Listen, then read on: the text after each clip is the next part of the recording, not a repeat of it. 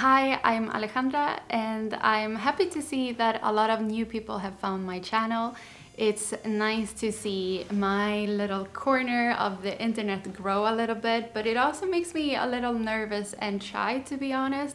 It's a super weird thing to be home alone and talking to a camera and then see that thousands of people have seen you sit here and talk to yourself. But it's also super exciting, and I hope that I will continue to see people come here and share your ideas about what you like about design and fashion, because that's what I like to talk about. So always feel free to comment anything except mean things. I don't want any mean comments, but please feel free to contact me through the comments or Instagram if you want to talk to me there. Today we're going to talk about iconic design pieces that are super common in Scandinavian homes.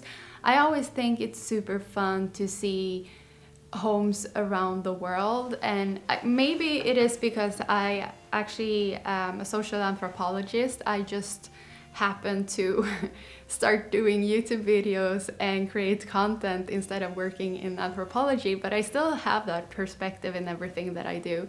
And I think it is super interesting to see how we build homes, what we construct and create to feel at home or safe, or what values we put into a home, what is important to have in a home, and all of those things. So I always think it's nice to see homes from different parts of the world and why that is, that we have those things in a home and so on. So I wanted to share something that I know a little bit about, and that's Swedish homes. I'm Swedish. I was born in Stockholm. I grew up in Stockholm. I'm currently living in Copenhagen in Denmark, which is still in Scandinavia, but it's another country. And I wanted to share these things because these are like super common in a home that is like probably a middle class white Swedish home. Not necessarily and always, but this feels very Swedish home for me. The first thing that I could think of is this designer called Josef Frank. He has designed a lot of patterns for a brand called Svenskt Tenn, which feels it's very like mainstream, but for people who are interested. So it's not mainstream that everyone has it, but it's a very well-known brand. And Josef Frank is very known for his patterns that you can see on both textiles and on wallpaper. And I was looking into the prices to buy a meter of this fabric, and it was super expensive. It is super expensive. I think it was like 300 euros for 1 meter. So that's a lot of money.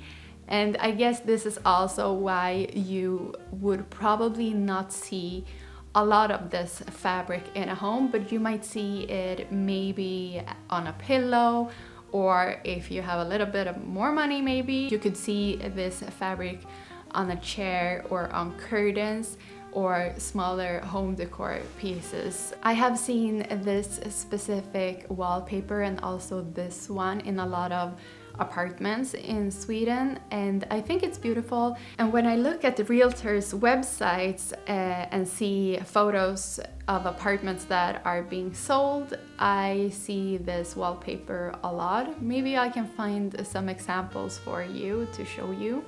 I think it's beautiful. It's not something that I would have in my home. I think it's a little too dark and too dense in the pattern, but I think it's beautiful, and it's something that I know that a lot of Swedes love. What do you think of this? Months ago I made this video, and in this video I talked about different styles, different Scandinavian styles that you can see, and this next piece is very much in the traditional mid-century vintage lover home. I'm talking about this lamp called Anna from Ateljé Lyktan. You can see this one as a kitchen ceiling lamp or above a dinner table. You can also see this as a floor lamp. I think it's nice. I have seen it both in this lighter wood and a darker one, and I've seen it in metal, so it comes in different versions. But it's definitely a very iconic lamp that you can see in a lot of Swedish homes. When I moved to my first apartment, there were a few different things that I got immediately, and one of them was a couch, and it was specifically this kind of very squared, a little bulky almost, gray couch. And this gray couch, I don't know if it's like has an original design that everyone has been copying. If you know, maybe let me know.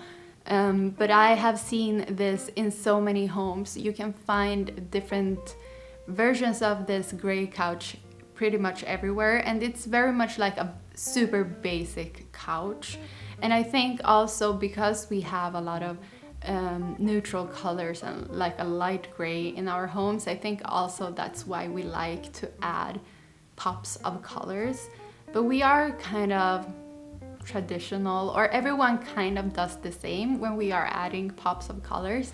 And another brand that is not Swedish but Finnish, but very loved in Sweden, is Marimekko. They are known for this pattern. I don't know if this is something that everyone around the globe knows of. I know that I have people watching me from India and from Brazil and other parts of the world. So if you live in a non-Scandinavian country, have you seen this pattern before? That would be interesting to know. Marimekko were very popular during the 70s, and you can still see this design on vintage pieces when you are thrifting in Sweden. I think it's fun to find these classic and iconic pieces. And again, you will probably see this not like on bigger pieces, but maybe a curtain or cushion covers. I think that's what is the most common use for this pattern. I remember getting these candle holders from Iittala, another very famous Finnish brand. I had a couple of these I think in a blue grayish color. But they are also very known for their wine glasses, and I think these wine glasses is something that I see in a lot of homes. And again, it's like design, but quite common. I have also seen, like, I don't know, you know, when you buy ink for your printer at home, there are these offers that they give you, and I have seen these glasses come with the ink to a printer so many times. So if you buy things online, you might, or also if you buy like a subscription of Elle magazine or something, it's not unusual that they also give you these wine glasses from Itala or the candle holders from Iittala. If you are interested in vintage and Scandinavian homes and interior design, I think you should look up the Swedish Antiques Roadshow, Antikrundan it's called, and it's a lovely show. I love watching this. They usually go to a few different cities around Sweden every summer, and they film, and they value people's pieces that they come with. And sometimes there are so many like fun stories, because it's often like, this ring was my grandma's ring, and she wanted me to have it. And then when the experts look at it, they can tell that it's like this super unique piece with this super exclusive material, and it's worth a lot of money. Sometimes it can even be like, I found this in a thrift store, and then it turns out to be worth a lot of money. And I guess that is what makes it so exciting, that if you are someone like me who really loves going to thrift stores, you always have that dream of finding that random piece for no money, and then it turns out that it's super valuable. Another thing that you might find in a lot of Scandinavian kitchens are these plates from Rörstrand. They are called Swedish Greys, and they are super iconic. They come in a few different colors. We actually had these in blue. If we were having dinner guests over, this would be the plates that we used. They were a bit more pricey than going to IKEA, but I think a lot of homes have these and they sell a lot of them. I wonder if I can find like statistics on how many have been sold during a year or something, but Swedish grays, super iconic. I think why people love them is because the pattern on the plate is quite subtle, but it's still something. And also with the colors, you can have them in white, but you can also have them in this kind of dusty green color, this royal blue. And I think also, again, like we like to add pops of colors, but it's still very subtle. The last thing I wanted to mention in this video are these kitchen sofas. They are usually in wood. They come in a few different styles depending on when they were designed. A lot of them are from the late 1800s. Some of them are from the 1700s.